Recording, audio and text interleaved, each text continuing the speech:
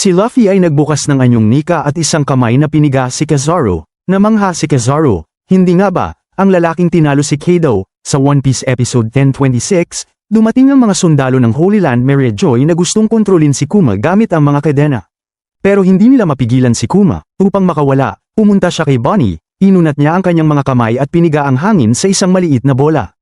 Isang hampas ng palad ng oso ang nagpalipad sa mga sundalo ng Mary-Joy. Biglang lumitaw si Akainu sa harap ni Kuma at sinabing, hindi ko pwedeng pabayaan ang isang delikadong tao na tulad mo. Kasabay ng pagsasalita, naglabas si Akainu ng mainit na lava mula sa kanyang kanang kamay at inatake si Kuma. Isang hampas ng lava ang tumama sa kalahati ng ulo ni Kuma, pero hindi ito napigilan si Kuma sa pagtakbo. Ginamit ni Kuma ang kanyang kakayahan para paliparin ang sarili, bumalik ang eksena sa Bullet Island kung saan ginamit ni Luffy ang Gear Fort Snake Man. Patuloy na inaatake ni Luffy si Kizaru, namangha si Kizaru, hindi nga ba? Ang lalaking tinalo si Kaido, talagang mahirap, isang sipa ang nagpatalsik sa mahaba at inunat na braso ni Luffy.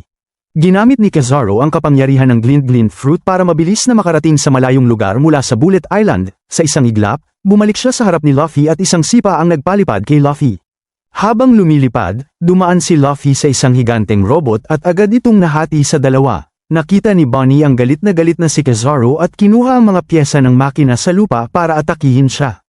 Pero mabilis na nakaiwas si Kizaru gamit ang kanyang kakayahan, isang sipa ang nagpatalsik din kay Bonnie. Nang si Frankie ay nagplano ng laser attack kay Kizaru, biglang naglaho si Kizaru.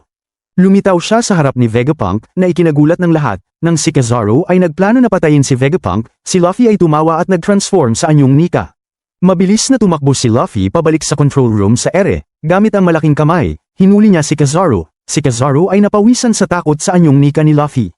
Ang sinaunang robot ay biglang nagliwanag ang mga mata nang marinig ang tibok ng puso ni Nika Luffy. Si Huang Yuan ay gumamit ng Shadow Clone para makipaglaban kay Nika Luffy. Si Zoro ay naglabas ng haki at nakipagsagupaan kay Lucci.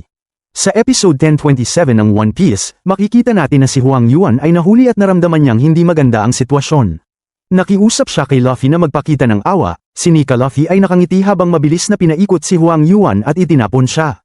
Samantala, nagsimula na ang laban ni Zoro at Lucci. Gusto ni Zoro na tapusin agad ang laban kaya ginamit niya ang haki sa kanyang sandata at inatake ang awakened form ni Lucci. Pagkatapos ng atake, sinabi ni Zoro na hindi karapat-dapat si Lucci na lumaban kay Luffy. Hindi rin nagpatalo si Lucci at sinabing may halaga rin ang pagpatay sa kanang kamay ng isang emperor. Nang malapit nang mahulog si Huang Yuan sa dagat, mabilis siyang umikot at ginamit ang Yasakani no Magetama para maglabas ng malalakas na laser sa laboratorio. Hindi pa man nakikita ni Luffy kung ano ang nangyayari, ang mga light clones ni Kizaru ay nasa harap na niya.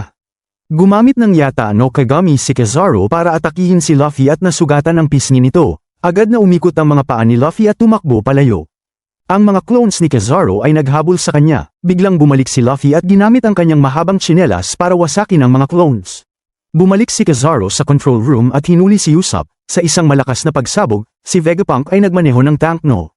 8 para iligtas si Bonnie. Nang makita ito ni Kizaru, nag-ipon siya ng laser sa kanyang daliri para patayin si Vegapunk.